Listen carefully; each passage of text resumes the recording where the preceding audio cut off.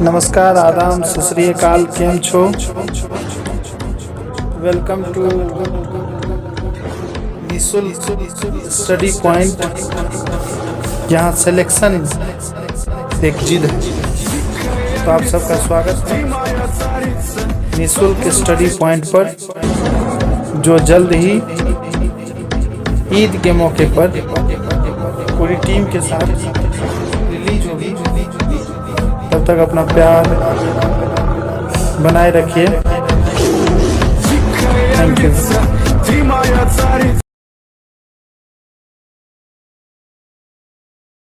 नमस्कार दोस्तों, आज हम लोग डिस्कस करने वाले हैं एनसीईआरटी क्लास 10 का पहला टॉपिक वास्तविक संख्या। एक्चुअली वास्तविक संख्या हम लोग 9th से ही पढ़ते आ रहे हैं। 9th में हम वास्तविक संख्या के बारे में पढ़े हैं कि वास्तविक संख्या दो तरह के संख्या से मिलकर बना है। एक होता है परिमेय संख्या, एक होता है अपरिमेय संख्या। परिमेय संख्या उसको कहेंगे, परिमेय संख्या हम उस संख्या को परिमेय संख्या कहेंगे जिसको हम p/q के रूप में लिखेंगे, और अपरिमेय संख्या हम उस संख्या को कहेंगे जिसे हम p/q के रूप में नहीं लिख सकते हैं। अब एक्चुअली आता है कि परिमेय संख्या तो हो गया कि जिसे p/q के रूप में लिखेंगे वो परिमेय, और जिसको नहीं लिखेंगे उसे अपरिमेय। देखिए, परिमेय संख्या होने का और अपरिमेय संख्या होने का हम 4 को शर्त बताए थे कि कब कौन संख्या परिमेय होगा और कब परिमेय नहीं होगा, अपरिमेय होगा। क्योंकि क्लास 10th के बोर्ड एग्जाम में आपसे पूछ लेता है 1-2 क्वेश्चन कि निम्नलिखित में से कौन अपरिमेय संख्या है, या ये भी पूछ लेता है कि निम्नलिखित में से कौन परिमेय संख्या होता है। तो वहां पे आपको काम क्या देगा, तो वहां पे ये काम देगा कि ये परिमेय संख्या होने का जो शर्त होता है, कंडीशन होता है, कंडीशन फॉर रेशनल नंबर, परिमेय संख्या का जो शर्त होता है ये बहुत आपके लिए फायदेमंद हो जाता है। क्योंकि बिना उस शर्त के सहारे आप ये नहीं जज कर सकते हैं कि कौन परिमेय संख्या है और कौन अपरिमेय संख्या। और देखिए, वास्तविक संख्या दो तरह के होते हैं, परिमेय संख्या और अपरिमेय संख्या। जितना भी संख्या है उसमें से परिमेय संख्या p/q के रूप में जिसको बांट दिए परिमेय, और जिसको नहीं लिख सके अपरिमेय, और दोनों को मिला दिए तो वास्तविक संख्या। अब इसका कुछ शर्त होता है। पहला शर्त होता है, देखिए p/q के फॉर्म में तो इसको आपको लिखना है, p/q के फॉर्म में आपको इसको लिख दीजिएगा, परिमेय संख्या को p/q के रूप में लिख दीजिएगा, परिमेय हो जाएगा। अब देखिए, इसका शर्त होता है, पहला शर्त होता है कि इसका जो हर होता है ये 0 नहीं होता है। दूसरा शर्त होता है कि इसका जो हर होता है वह माइनस नहीं होता है। ये सब छोटी छोटी बातें हैं, ये छोटी छोटी बातें आपको बहुत फायदा पहुंचाएगा, क्योंकि छोटा छोटा जितना भी मैटर होता है वो मान के चलिए बहुत फायदेमंद होता है, बहुत फायदेमंद होता है। वहां पे आपके लिए फायदेमंद हो जाएगा जहां पे ये पूछेगा कि निम्नलिखित में से कौन परिमेय संख्या है, निम्नलिखित में से कौन अपरिमेय संख्या, वहां पे आपको बहुत ही लाभदायक हो जाएगा। तीसरा कंडीशन इसका ये कहता है कि न ही यह रूट में रहता है और न ही यह क्यूब रूट में होता है। जब ये देखेंगे रूट में तो कहेंगे नहीं होगा, और जब ये रहेगा क्यूब रूट में तो कहेंगे नहीं होगा। अब इसका चौथा कंडीशन ये कहता है कि अंश और हर का कॉमन फैक्टर 1 होगा, अर्थात सहअभाज्य होगा। परिमेय संख्या सहअभाज्य होगा, अंश और हर क्या होगा, सहअभाज्य होगा, जिसमें एगो सम होगा, इसमें एगो विषम होगा, तो कॉमन फैक्टर 1 होगा। अब जितना भी संख्या है परिमेय होगा, तो परिमेय कब होगा, जब ये चारों कंडीशन का पालन करेगा तब वो परिमेय होगा, अन्यथा परिमेय नहीं होगा। और जो इस चारों कंडीशन का पालन नहीं करेगा अपरिमेय हो जाएगा। आई दोनों को जब मिला देंगे तो वह वास्तविक संख्या हो जाएगा। कभी कभी आप एग्जाम में पूछ लेता है आगे कि वास्तविक संख्या हम किसे कहेंगे, तो वास्तविक संख्या उसको कहेंगे कि परिमेय संख्या एवं अपरिमेय संख्या के संग्रह को हम वास्तविक संख्या कहते हैं। क्लियर है? तो परिमेय संख्या और अपरिमेय संख्या दोनों को जब मिला देते हैं तो वास्तविक संख्या हमको मिल जाता है। अब वास्तविक संख्या में से छांटेंगे तो 2 टाइप का संख्या मिलेगा। वास्तविक संख्या में 2 टाइप का संख्या, क्यों 2 टाइप का संख्या मिलेगा, क्योंकि परिमेय और अपरिमेय 2 संख्या से ही मिलके वास्तविक बना है। तो इस वास्तविक में जब हम ढूंढेंगे तो 2 तरह का ही संख्या होगा, एक होगा परिमेय, एक अपरिमेय। कोई वास्तविक संख्या है तो या तो वह परिमेय संख्या होगा या अपरिमेय होगा, 2 में से कोई एक ही हो सकता है। और जितना भी देखिए परिमेय संख्या है सबका सब वास्तविक संख्या होगा, और जितना अपरिमेय संख्या है सबका सब वास्तविक संख्या होगा। लेकिन जितना वास्तविक संख्या होगा, वास्तविक संख्या है, वो सब का सब परिमेय संख्या नहीं होगा, और वह सब का सब अपरिमेय नहीं होगा। क्यों? क्योंकि वास्तविक संख्या दो संख्या से मिलकर बनता है, परिमेय संख्या और अपरिमेय संख्या। ये दोनों मिला हुआ है इसमें, तो इस सब का सब तो वो परिमेय संख्या नहीं होगा। लेकिन कुछ वास्तविक संख्या परिमेय होगी तो कुछ वास्तविक संख्या अपरिमेय होगी, लेकिन सभी परिमेय संख्या वास्तविक होगी और सभी अपरिमेय संख्या वास्तविक होंगी। तो नोट में आप यहाँ पे कह सकते हैं कि नोट कि जितना भी आर फॉर रेशनल, रेशनल मतलब परिमेय, जितना भी रेशनल नंबर है सबका सब रियल है। ये चिन्ह ये दर्शाता कि इधर वाला जितना पार्ट है सबका सब इसमें मिलेगा, और इधर वाला जितना पार्ट है मिल भी सकता है और नहीं भी, पार्शियली होगा, अंशतः होगा, पूर्णतः नहीं होगा। जितना भी वास्तविक संख्या है अंशतः परिमेय होगा, पूर्णतः परिमेय नहीं होगा।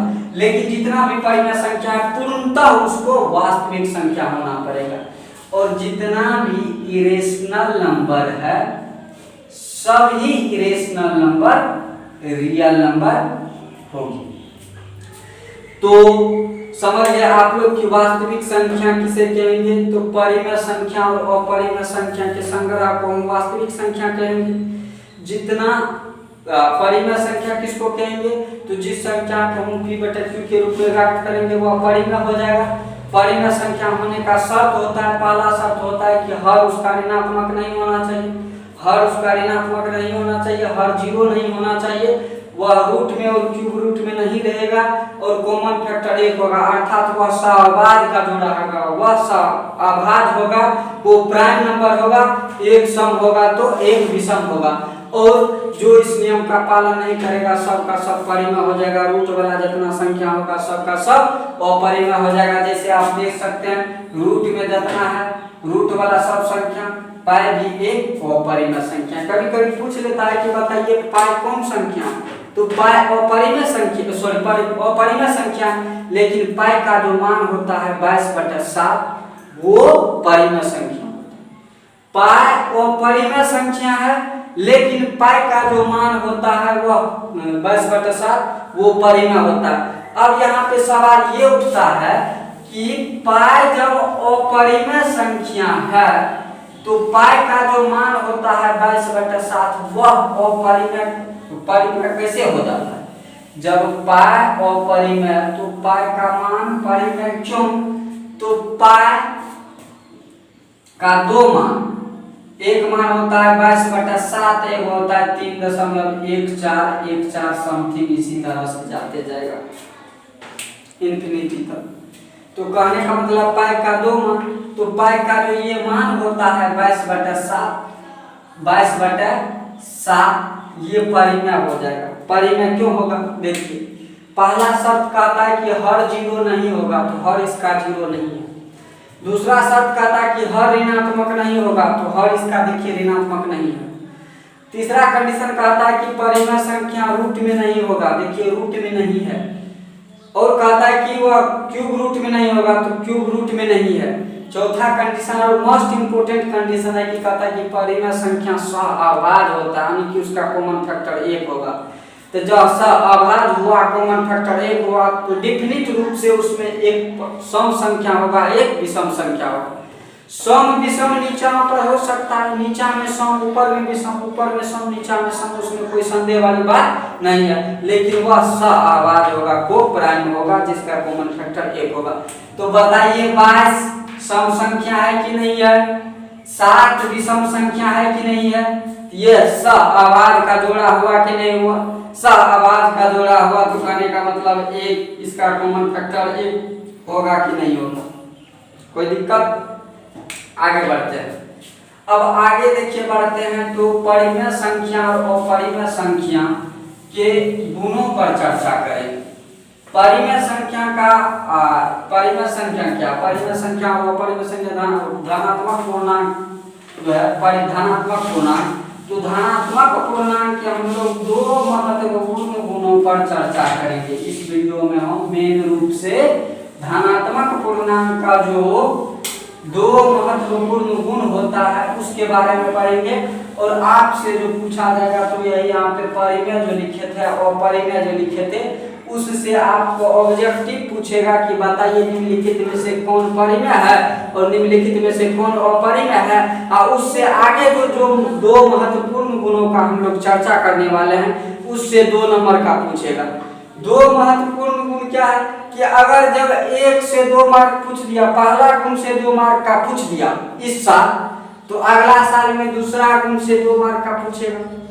अगर जब इसी तरह से करता है 1 साल इससे लेकिन 2 मार्क फिक्स रहता है ये दोनों गुणों से।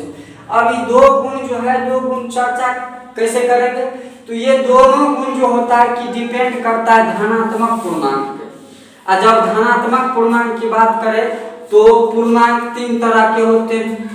पूर्णांक को Z से सूचित किया जाता है और पूर्णांक होता है -इंफिनिटी से लेके अब +इंफिनिटी तक। लिखते रहिए जितना संख्या होगा सब का सब पूर्णांक हो। पूर्णांक होता है 3 तरह का। पूर्णांक 3 तरह का कौन कौन होता है तो एक पूर्णांक होता है नेगेटिव, एक होता है पॉजिटिव, एक होता है न्यूट्रल। न्यूट्रल को 0 कहते हैं। कहने का मतलब जितना भी संख्या है सबका सब पूर्णांक होगा क्योंकि यह -इंफिनिटी से लेके +इंफिनिटी तक जितना संख्या लिखना है सबका सब लिख दीजिए, इसके अंतर्गत आ जाएगा। पूर्णांक होता है 3 तरह का। पूर्णांक एगो नेगेटिव, एगो पॉजिटिव, एगो होता है न्यूट्रल। न्यूट्रल के अंतर्गत 0 आता है। ये 0 आता है। 0 को अंग्रेजी में नॉट बोला जाता है। NAUGST not. नॉट मीन शून्य, 0 बोलते हैं। ये देखिए न्यूट्रल आता है। जब तक यह किसी संख्या पे न जाए, जब तक यह किसी संख्या पे न जाए तब तक इसका कोई मान नहीं होता। और जब तक यह किसी संख्या पे नहीं जाएगा तब तक इसका कोई मान होगा ही नहीं। इसलिए यह न्यूट्रल के अंतर्गत आते हैं। ना ही यह पॉजिटिव है और ना ही यह नेगेटिव है। ये न्यूट्रल है, ना ही पॉजिटिव और ना ही नेगेटिव, ये न्यूट्रल है। जब तक यह किसी संख्या के अगल बगल नहीं जाए तब तक इस पे कोई परिवर्तन देखने को नहीं मिलता है। पॉजिटिव के अंतर्गत देखिए, पॉजिटिव के अंतर्गत जितना भी नेचुरल नंबर है, नेचुरल नंबर कौन, गिनती की संख्या को हम प्राकृत संख्या कहते हैं। 1 से गिनना प्रारंभ करते हैं और बैठ के अनंत तक गिनते रहिए। जब तक आप गिनता है तब तक आप गिनते रहिए, ये खत्म होने वाला नहीं है। अब वो आता है नेगेटिव। तो नेगेटिव भी मान के चलिए कि यही है, प्राकृत संख्या ही है, लेकिन यह धनात्मक रूप या यहाँ पे होता है ऋणात्मक रूप। प्राकृत संख्या का ये ऋणात्मक रूप होता है। तो हम लोग जो 2 महत्वपूर्ण गुणों के बारे में चर्चा करने हैं वास्तविक संख्या के अंतर्गत, जो 2 महत्वपूर्ण गुणों पर चर्चा करने वाले हैं वो है धनात्मक पूर्णांक। तो पूर्णांक होता है 3 प्रकार का। एक होता है धनात्मक, एक होता है ऋणात्मक, एक होता है आवेशहीन जिसको न्यूट्रल कहते हैं। तो 0 का तो कोई बात ही नहीं, ऋणात्मक का कोई बात ही नहीं, तो बचा धनात्मक पूर्णांक। क्योंकि हम लोग धनात्मक पूर्णांक पे ही चर्चा करने वाले हैं। और जब धनात्मक पूर्णांक पे चर्चा करने वाले तो धनात्मक पूर्णांक तो नेचुरल नंबर ना है, तो धनात्मक पूर्णांक हो गया आपका नेचुरल। तो कहने का मतलब पूरा फंडा ये समझिए कि हम लोग नेचुरल नंबर पर ही बात करने वाले हैं और इसी का 2 महत्वपूर्ण गुणों पर चर्चा करेंगे जो परीक्षा की दृष्टि से बहुत ही महत्वपूर्ण है। तो वे 2 महत्वपूर्ण गुण क्या है तो वे 2 महत्वपूर्ण गुण है। एक है यूक्लिड डिवीजन एल्गोरिथम और दूसरा है फंडामेंटल अरिथमेटिक्स थ्योरम जिसको FTA के नाम से जाना जाता है। यूक्लिड विभाजन प्रेमिका के द्वारा हम लोग 2 या 2 से अधिक संख्याओं का HCF का मान प्रकट करते हैं। यूक्लिड डिवीजन प्रेमिका यूक्लिड डिवीजन एल्गोरिथम या परिमिका पढ़ने से पहले हम लोग उस पे चर्चा, एगो लेमा छोटका है, लेमा पे चर्चा कर लेते हैं कि एक्चुअली लेमा होता है क्या। लेमा का मतलब होता है परिमेय, लेमा का मतलब होता है परिमिका, परिमिका मतलब लेमा, LEMMA, लेमा। ये एक्चुअली लेमा होता है क्या? लेमा देखिए, लेमा एक सिद्ध किया हुआ कथन होता है। लेमा एक सिद्ध किया हुआ कथन होता है जिसके सहारे हम दूसरे कथन को सिद्ध करते हैं। लेमा क्या होता है? लेमा एक सिद्ध किया हुआ कथन होता है जिसके सहारे या जिसके सहायता से हम दूसरे चीज को सिद्ध करते हैं, उसे लेमा कहा जाता है। यही लेमा के सहायता से ही यूक्लिड डिवीजन एल्गोरिथम प्रूव किया जाता है, बनाया जाता है। उसी के आधार पे यूक्लिड डिवीजन एल्गोरिथम बनाया जाता है, सॉल्व किया जाता है। तो इसको यूक्लिड विभाजन प्रेमिका भी बोला जाता है और यूक्लिड विभाजन एल्गोरिथम भी बोला जाता है। तो यूक्लिड विभाजन एल्गोरिथम और यूक्लिड विभाजन लेमा, ये जो है यूक्लिड डिवीजन लेमा जो है, ये दोनों में इतना सिमिलरिटी है कि कभी इसको आप वे कर सकते हैं यूक्लिड डिवीजन एल्गोरिथम, और यूक्लिड डिवीजन एल्गोरिथम को कभी आप लेमा कर सकते हैं। ये दोनों में इतना समानता है। तो ये कहता है कि लेमा तो आप समझ ही चुके हैं कि ये सिद्ध किया हुआ एक कथन होता है जिसके सहारे हम दूसरे चीज को सिद्ध करते हैं, उसे लेमा कहा जाता है। तो लेमा, बस लेमा के बारे में इतना ही पढ़ना था। तो देखिए अब यूक्लिड डिवीजन महत्वपूर्ण धनात्मक पूर्णांक का दो महत्वपूर्ण गुण है। धनात्मक पूर्णांक का दो महत्वपूर्ण गुण है। एक होता है यूक्लिड डिवीजन एल्गोरिथम और दूसरा होता है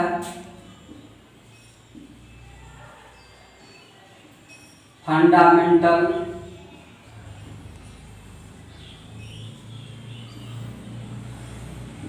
arithmetics, fundamental theorem of arithmetics, fundamental theorem of arithmetics कहा जाता है। तो यूक्लिड डिवीजन एल्गोरिथम का जो प्रयोग होता है, यूक्लिड डिवीजन एल्गोरिथम का प्रयोग हम लोग HCF का मान प्रकलित करने के लिए करते हैं। आज इस पे चर्चा करेंगे और उसके बाद नेक्स्ट वीडियो में फंडामेंटल थ्योरम ऑफ अरिथमेटिक्स पे चर्चा करेंगे। इस पे जब चर्चा कर देंगे तो NCERT क्लास 10 का जो एक्सरसाइज 1.1 है वो पूरा मेरा कंप्लीट हो जाएगा, और 1.2 जो है फंडामेंटल थ्योरम ऑफ अरिथमेटिक्स पे आधारित है।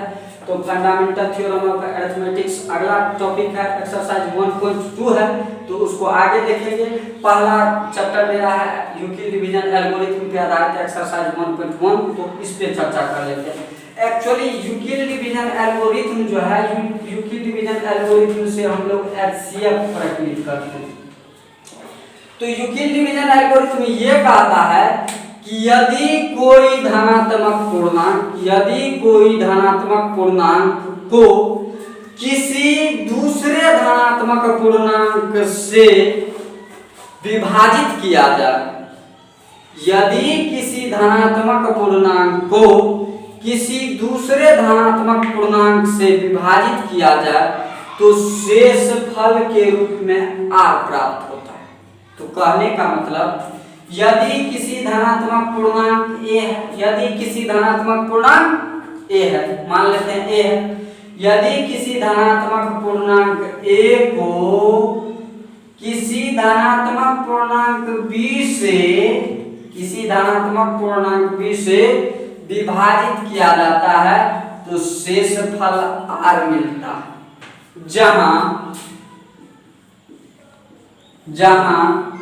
0 <= R B, ये जो लिखे हैं इसको बढ़िया से समझिए। कभी कभी ये डायरेक्ट ऑब्जेक्टिव में डाल देगा, कहेगा कि निम्नलिखित में से कौन शब्द है उसको छांटिए।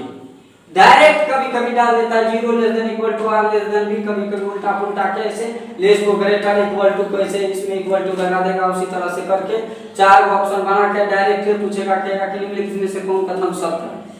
तो कहने का मतलब कह रहा है यूक्लिड डिवीजन एल्गोरिथम ये कहता है कि यदि किसी धनात्मक पूर्णांक, तो धनात्मक पूर्णांक तो प्राकृत संख्या ही होगा। यदि किसी धनात्मक पूर्णांक को किसी दूसरे धनात्मक पूर्णांक से भाग दिया जाए तो शेषफल प्राप्त होगा, जो 0 less than equal to r होगा। ये शेषफल जो होगा 0 के बराबर होगा या 0 से बड़ा होगा, 0 से छोटा नहीं होगा। और ये हमेशा b से जो भाग देते हैं इस b से हमेशा छोटा होगा, इस b से हमेशा छोटा होगा। जैसे उदाहरण के तौर पे देखिए, उदाहरण के तौर पे देखिए ये है मेरा 10 को भाग देते हैं हम 3 से, 3 तिया 9, शेष बचा 1। अब देखिए कह रहा है कि ये शेष जो होगा 0 के बराबर हो सकता है या 0 से बड़ा होगा, 0 से छोटा कभी भी नहीं होगा। ऐसा कभी देखें कि शेष ऋणात्मक हो, -1 शेष हुआ हो, -2 शेष हुआ हो, -4 शेष हुआ हो, -25 शेष हुआ हो, कभी नहीं मिलेगा। तो कहने का मतलब शेष हमेशा 0 के बराबर या 0 से बड़ा होगा। तो यहाँ पे 0 से बराबर है या बड़ा है शेष?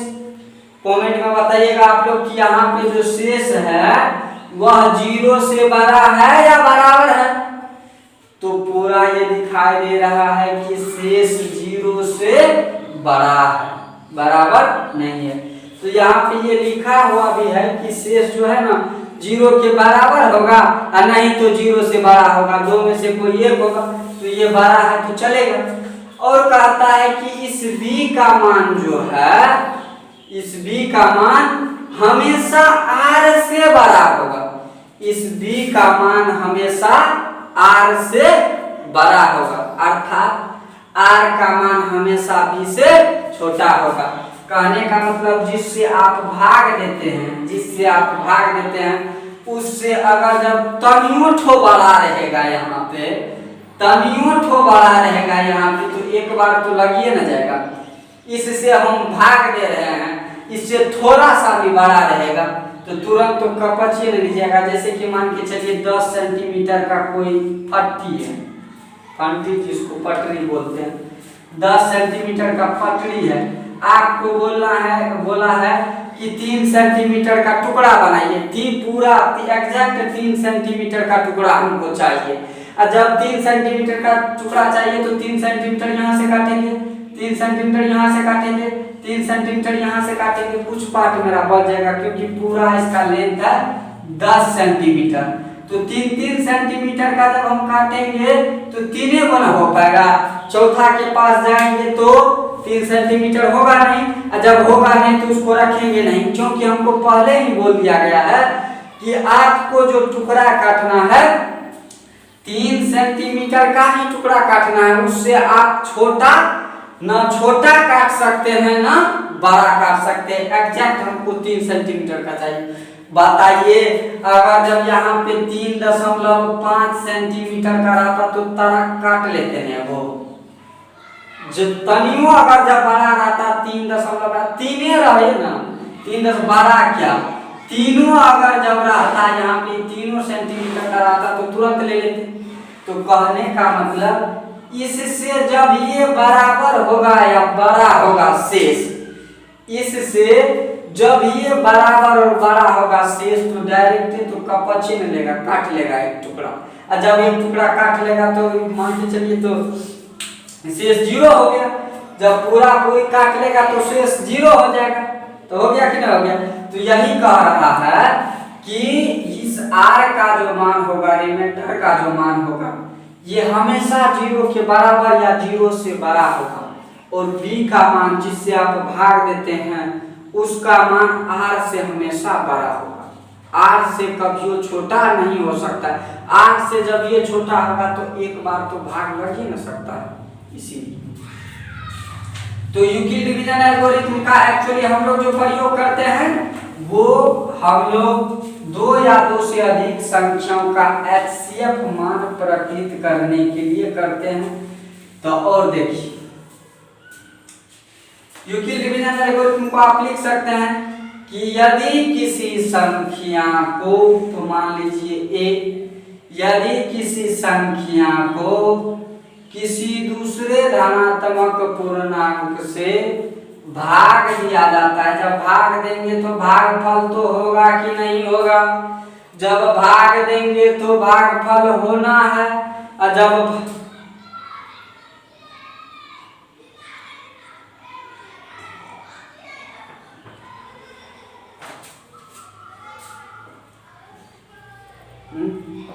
भागफल होगा और ये बचेगा रेडियस।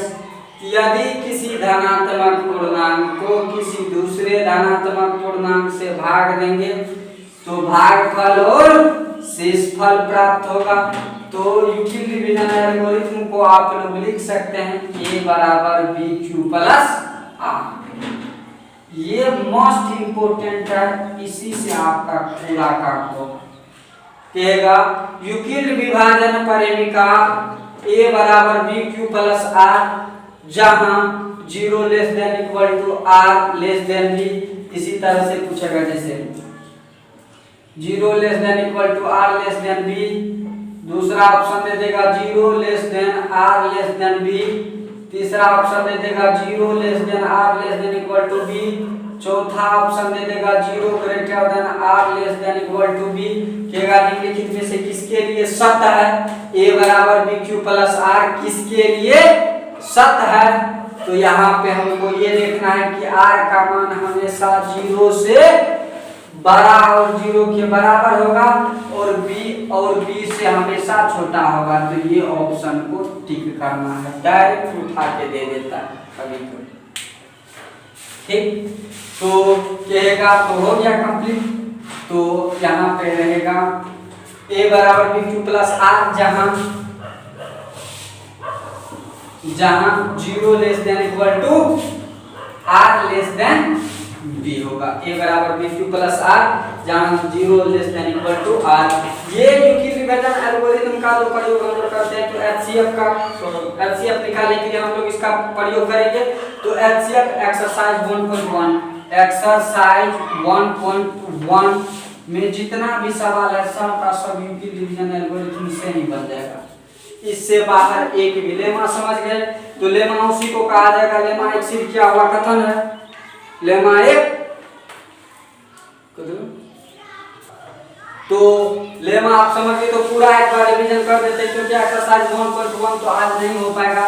अब अगला वीडियो जो आएगा तो वो एनसीईआरटी क्लास 10 का जो एक्सरसाइज 1.1 होगा उसका पूरा सॉल्यूशन उस वीडियो में कर देंगे। तो आज ये थ्योरी क्लास था, जो थ्योरी का जरूरत था एक्सरसाइज 1.1 को सॉल्व करने के लिए, वो मैंने आप लोगों को बताया। वास्तविक संख्या है तो वास्तविक संख्या के बारे में बताया कि वास्तविक संख्या परिमेय संख्या और अपरिमेय संख्या के संग्रह को वास्तविक संख्या कहते हैं। परिमेय संख्या दो तरह के होते हैं, वो होते हैं परिमेय संख्या, एक होते हैं अपरिमेय संख्या। परिमेय संख्या जिस संख्या को हम p बटा q के रूप में व्यक्त करेंगे वह परिमेय संख्या। परिमेय संख्या होने का चार शब्द, परिमेय संख्या का हर कभी 0 नहीं होगा, परिमेय संख्या का हर कभी ऋणात्मक नहीं होगा, परिमेय संख्या न कभी रूट में होगी न क्यूब रूट में होगी, परिमेय संख्या सहभाग का जोड़ा होगा, अंश और हर जिसका कॉमन फैक्टर 1 होगा। जो इस नियम का पालन करेगा वह परिमेय होगा, जो इस नियम का पालन नहीं करेगा वह अपरिमेय होगा। और जितना भी परिमेय संख्या सबका सब वास्तविक संख्या होगा और जितना भी अपरिमेय संख्या सबका सब वास्तविक संख्या होगा। लेकिन जितना परिमेय संख्या वास्तविक संख्या सबका सब परिमेय नहीं होगा और जितना वास्तविक संख्या सबका सब परिमेय नहीं होगा। आज हम लोग परिमेय संख्या वास्तविक संख्या के अंतर्गत धनात्मक पूर्णांकों के दो महत्वपूर्ण गुणों के बारे में चर्चा करने वाले हैं। तो धनात्मक पूर्णांक से आता है कि पूर्णांक 3 तरह के होते हैं, एक होता है ऋणात्मक पूर्णांक, एक होता है न्यूट्रल पूर्णांक। न्यूट्रल पूर्णांक को 0 कहा जाता है, ऋणात्मक पूर्णांक यानी कि प्राकृतिक संख्या के ऋणात्मक मान को ऋणात्मक पूर्णांक कहा जाता है, अप्राकृतिक संख्या के धनात्मक मान को धनात्मक पूर्णांक कहा जाता है। और आज हम लोग धनात्मक पूर्णांक के विशेष दो गुणों के बारे में चर्चा करेंगे। तो दो विशेष गुण कौन कौन है? एक यूक्लिड डिवीजन एल्गोरिथम और दूसरा है fundamental theorem of arithmetics. Euclid division algorithm जो होता है एनसीईआरटी का जो क्लास 10th का 1.1 है उस पे आधारित पूरा सवाल है, और फंडामेंटल थ्योरम ऑफ अरिथमेटिक्स जो है एक्सरसाइज 1.2 पे आधारित सवाल है। तो एक्सरसाइज 1.2 को पढ़ने से पहले हमको एक्सरसाइज 1.1 पढ़ना पड़ेगा, इसलिए हम लोग एक्सरसाइज 1.1 के लिए यूक्लिड डिवीजन एल्गोरिथम का जो थ्योरी है उसको पढ़ लेते हैं। इसको पढ़ने से पहले हम एक लेमा के बारे में पढ़ेंगे। लेमा एक्चुअली होता है क्या? लेमा एक सिद्ध किया हुआ कथन होता है जिसके सहारे दूसरे चीज को सिद्ध किया जाता है। ठीक, तो यूक्लिड डिवीजन एल्गोरिथम ये कहता है कि यदि किसी धनात्मक पूर्णांक a को किसी दूसरे धनात्मक पूर्णांक b से भाग दिया जाता है तो शेषफल के रूप में r प्राप्त होता है, और वह जो r होता है हमेशा 0 से बड़ा और 0 से बड़ा और 0 के बराबर होता है, और b से हमेशा छोटा होता है। ये डायरेक्ट कभी एग्जाम में डायरेक्ट आपसे पूछ लेगा। जो यूक्लिड डिवीजन एल्गोरिथम हुआ आपका a बराबर b³ प्लस r, जहां 0 less than equal to r less than b, ये मेन फंडा था मेरा, यही समझाना था। इस पे आधारित एक्सरसाइज 1.1 में जितना भी सवाल है सब का सब आप सॉल्व कर सकते हैं बिना किसी संदेह के साथ, बिना किसी कंफ्यूजन के साथ। तो गाइस आप लोग बताइएगा कि आपको मेरा ये वीडियो कैसा लगा। अगर अच्छा लगा तो लाइक शेयर सब्सक्राइब कमेंट जरूर कीजिएगा। धन्यवाद।